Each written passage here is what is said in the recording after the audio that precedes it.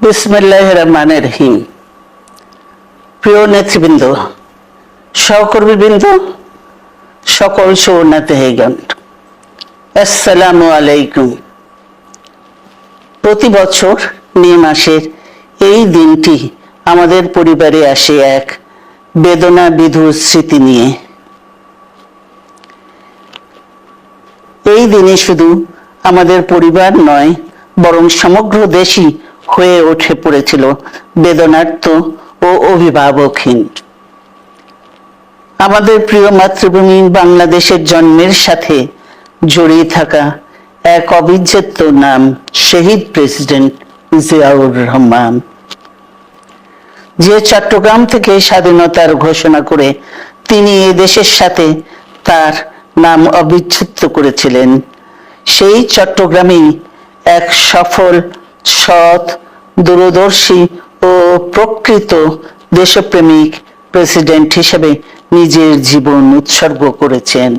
এদেশে গণতন্ত্র, স্বাধীনতা, সংবাদপত্র ও বিচার বিভাগের স্বাধীনতা, স্বনির্ভরতা ও উন্নয়ন এবং নিজস্ব জাতীয়তাবাদ সৃষ্টির অনন্য রূপকার শহীদ জিয়া, যে গণতন্ত্র প্রতিষ্ঠা আর সার্বভৌমত্ব রক্ষার লড়াইয়ে তিনি শাহাদাত বরণ করেছেন, সেই গণতন্ত্র নিরবচ্ছিন্ন যাত্রা আজও বাধাগ্রস্ত হচ্ছে প্রতি পদে পদে। খুব শীঘ্রই আমরা বাংলাদেশকে গণতন্ত্রে পুনঃপ্রতিষ্ঠিত দেখতে পাব। এই হোক শহীদ জিয়ার শাহাদাত বার্ষিকীতে আমাদের অঙ্গীকার।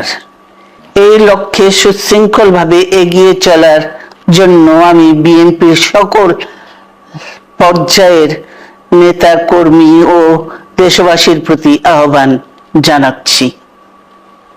মনে রাখবেন, সবার জন্য গণতন্ত্র ও উন্নয়নের মাধ্যমে সকল সমস্যার সমাধানের যে রাজনীতি শহীদ জিয়া রেখে গেছেন, তা বাস্তবায়নের মাধ্যমে তার প্রতি শ্রদ্ধা জানাতে হবে।